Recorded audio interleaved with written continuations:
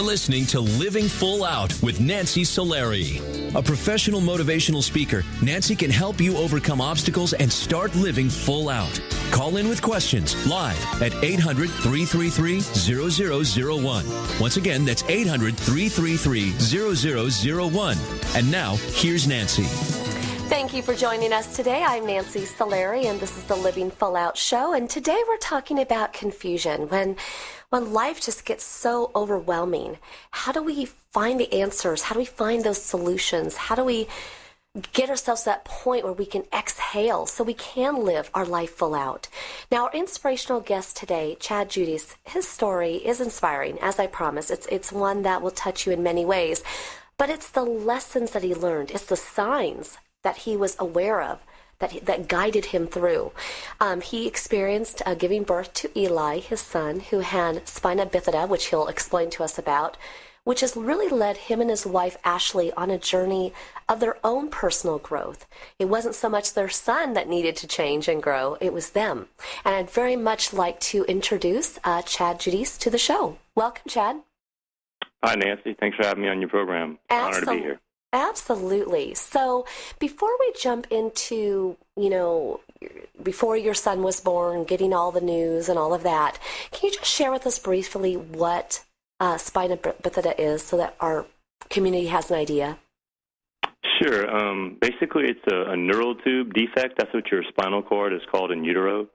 And it occurs in the first 6 weeks of pregnancy. And it literally means open spine. There are different types of spina bifida with different degrees of severity. Somebody could have the mildest form of spina bifida called spina bifida occulta, and they wouldn't even be aware of it. They would function as normally as you or I do. But if somebody was less fortunate, like my son was, and they were diagnosed with the most severe form of spina bifida called a myelomeningocele, that could include lots of problems for them in their life, paralysis, several complicated medical issues, and even mental incapacities, and so on and so forth. So the most severe form of spina bifida is called a myelomeningocele, and it's when the meninges of the spinal cord and the spinal cord itself protrude through an opening in the back and flow it out into the amniotic fluid in utero, and it can cause paralysis and other issues in a child's life once they're born. Well, I appreciate you sharing that with us because it gives us some understanding of this journey that you've been on. Now, I want to go back in time a bit because even before your son was ever born, this is where your story really begins. You're a teacher in a Catholic school. You're having a conversation with your students. And that's when, you acknowledged what one of your biggest fears was. Can you share with us about that moment?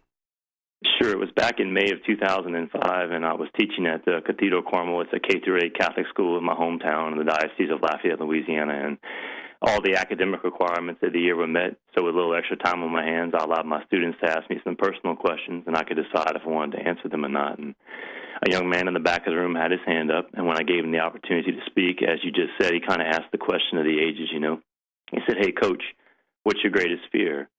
And I told him my greatest fear would be to have a child with a mental or physical handicap because I was such a perfectionist. I didn't think I'd handle that very well. And, I finished up my time at Cathedral, and I made a transition to a Catholic high school that's one of many feeder schools that happens to feed into it. It's called St. Thomas More Catholic High School here in Lafayette. And I've been there almost a decade, a little over a decade, teaching there since this took place. But 4 years after that question was asked, and I made that response. In a 16-week ultrasound, my greatest fear had become my wife and I's reality. And it was something that we could have never imagined. But sometimes I kind of felt like, it was a foreshadowing that I kind of announced or that I knew was coming in my life, even though at the time I wasn't really aware of it. It was more of a subconscious, hey, this is going to happen to you kind of thing, looking back on it now. Well, when you get that news, so here you are, the doctors are looking at this ultrasound, and they tell you what? And what is the prognosis? What was their intention for what you should do with this baby? Sure. When we walked into the ultrasound, we had a perfectly healthy 3-year-old son. We'd had no complications in our first pregnancy, so neither of us were expecting to get this kind of information. I remember the ultrasound tech kind of looking around when she started the ultrasound. I saw a confused look on her face and a concerned look on my wife's face. And my wife's a neonatal intensive care unit nurse in a hospital, so she deals with children with issues when they're born prematurely. So I could tell by her reaction to the text reaction something was wrong. And we said, hey, we don't want to know whether or not it's a boy or a girl until you can tell us it's healthy. And when I noticed that there was something wrong, I just asked the tech kind of in passing, hey, what's the problem? Is there something wrong? And she says, oh, I'm just having trouble locating a few things. And then she quietly got up and walked out of the room. And then moments later, another tech came in, and I kind of breathed a sigh of relief because I thought maybe the first one just didn't know what she was doing.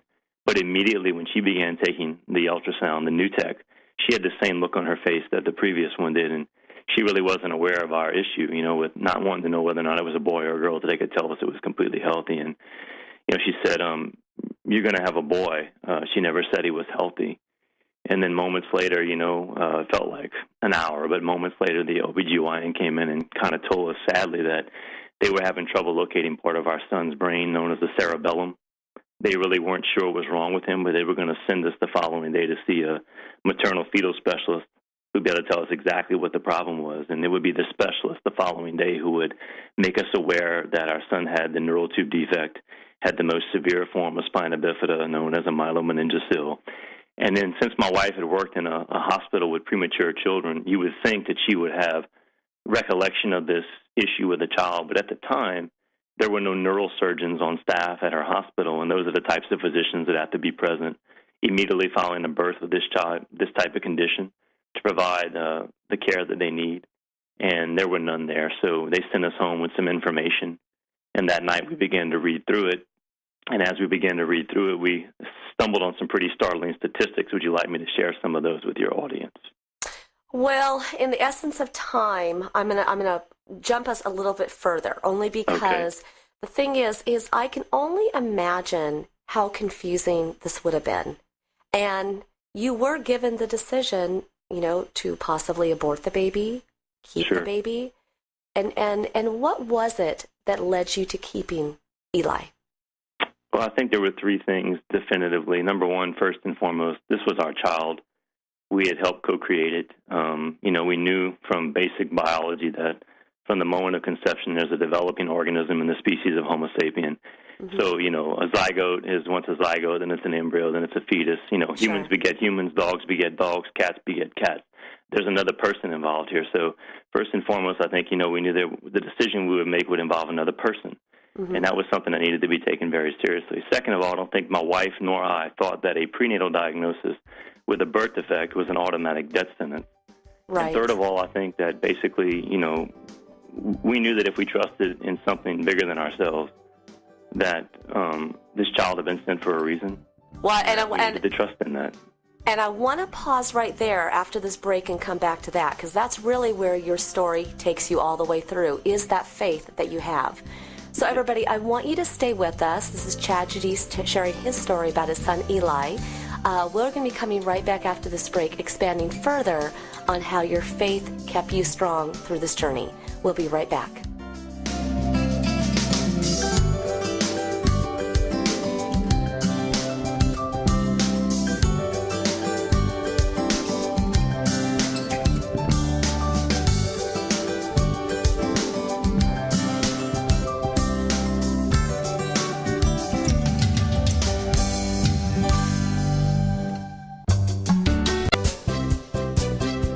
You're listening to Living Full Out with Nancy Solari. As a trusted life coach, Nancy will help you overcome setbacks and embrace all life has to offer. Call in with questions live at 800-333-0001. Once again, that's 800-333-0001. And now, here's Nancy. Welcome back to the Living Full Out Show. I am Nancy Solari, and today we're talking about confusion and how do we get from being confused to having clarity and making that jump. And it's not always the same amount of time for anybody. It just depends on where in that journey, we get the lessons, we get the insights, we get the resources or the motivation to move ourselves along in that process. I'd like to welcome back our inspirational guest today, Chad Judice. He's sharing with us his story about his son Eli, who was born with spina bifida, and just all that they've encountered, both the challenges and the joys. So I'd like to bring Chad back into the conversation. Thank you again for joining us. Thanks for having me. Glad to be here. Absolutely. Now, you wrote a book, and what is the title of that? So we have that. Waiting for Eli, A Father's Journey from Fear to Faith. And I want everybody to write that down because it is a very special book. But when you sat down to write that, the words just flowed. I mean, this is a story that you had lived, but it didn't come, with just all the answers given to you. You and your wife really had to troubleshoot through a lot of surgeries, a lot of big decisions. But along your path, there were signs. And I know there's more signs than we can even go into today. But if you were to pick two of the biggest signs that allowed you to keep that faith strong, stay motivated, love your son in the biggest way, what were those? Sure. I think for me, I'm a high school teacher. So I think first and foremost, the biggest one was the impact I saw him having in utero on the entire school community and the students. I went into the classroom a day or so after I got the diagnosis, and I was in front of a group of boys that reminded me very much of myself when I was a young man around the age of 17, 18 years old. I'm a junior, about to become a senior, and we start every class with a prayer. And I thought, all day long, this is the one class I can't break down in front of, because if I break down in front of them, I'm going to lose these young men. And when we started class, I said, listen, I don't know what your faith life is like right now, but right now it's all I have. There's something wrong with my son. And I'm asking you today if you'll join me in prayer on his behalf. And when I started to try to pray, I lost it. I was sobbing uncontrollably in front of these kids. And, you could have heard a pin drop in the room, and a little girl in the back of the room in a very slight voice began to pray the Lord's Prayer, the Our Father. And as she began to pray, all of a sudden, all these boys and all these young men who I had been engaging with to a point where they knew I cared about them, but they were still kind of feeling me out. They had prayed like kind of haphazardly and gone through the motions. But when they began to pray fluently and with purpose and intent, it was probably the most moving experience I've ever had. And I'll be starting my 17th year of teaching this coming August. Mm-hmm. That sign just showed me that my son was a person who was being acknowledged subconsciously as a person and having this huge impact on the lives of other people. And that was one huge sign to know that from the beginning that there was a purpose for his life, and that it needed to be allowed to play itself out, and that I wasn't the person to decide when it begins and when it ends. And I think the second biggest sign that my wife and I had throughout the entire pregnancy was along, there were hills and valleys. Obviously, you mentioned many of them. There were surgeries that have come in the past. Eli's 8 years of his life. He's had 5 major brain operations in his life. And he has an older sibling who's 12 and a younger sibling now who's about to turn 3 in July. And I think the impact that his life has had on his eldest brother, and how my eldest son has taught me what true selflessness is, what it means to will the good of other as other over self, and how fulfillment in our humanity truly comes from showing that type of love for another person. Mm-hmm. Those are the two things that I think I've seen, and I could even see it before Eli was born. He was asking questions about his brother, was praying for him, wanted to know things about him, was envisioning things he would do with him. Just the human impact that this one life had on other lives. The two biggest signs, I think, that I could look back on this whole journey over the past 8 years and say, well, let me know that God was with us and that we needed to do this. Well, and thank you for sharing those signs with us, because everybody listening today, it's really important that we have our eyes as wide open as we can, our ears as clearly listening as we can, because sometimes it will come in the form of a whisper. It might be a stranger. It might be a song. It might be just a piece of paper with a note on it out of nowhere. And if we allow ourselves to kind of soak up these signs along the way, I do believe they do guide us. They do help reinforce that purpose and that intention. Now, we're talking today about confusion, and obviously you and Ashley went through many confusing decisions and, times of heartache and concern, and 8 years later, here Eli is thriving. And I guess what I'm asking next is, along this path, did you ever have the question of why me? Why Ashley and me? Why our family? No, honestly, I never asked why me. My question was always, why not me? From where I sit and from my worldview, God gave his only son for me. So, why not me? I mean, I've been asked to make a sacrifice. Not nearly as difficult as that. But I had stopped myself and did ask myself a why question. in the midst of the pregnancy, I looked at myself in my current situation. I said, why didn't I recognize the beautiful wife and the healthy child that I had before and appreciate it the way I should have? Why did this have to happen for me to see the blessings in my life? A beautiful wife and a healthy child. Before Eli came along, my wife told me, you have no idea how many things have to go right in a 9-month pregnancy, medically and biologically for a child to be born completely healthy. And, I took it for granted. And she was right. And so that's the only why question I've ever had. How have you as a man, I know you're a father and a husband, you have a lot of roles, but just Chad. You were a boy once, you were 8 years old, you were Eli's age. Today you're the father of 3. But how has being Eli's father, how has overcoming that fear changed you? It's been an inner transformation that has become external. And I think it's transformed me in that it took me from being a boy into a man. I don't think manhood is defined by a lot of the things that men seem to think manhood is defined by. I had bought into that for a long time in my life, but I came to realize that real manhood is, based on learning that life is hard, that, you're not that important, that it's really not all about you, that you're really not in control, and coming to grips with the fact that one day you're going to die.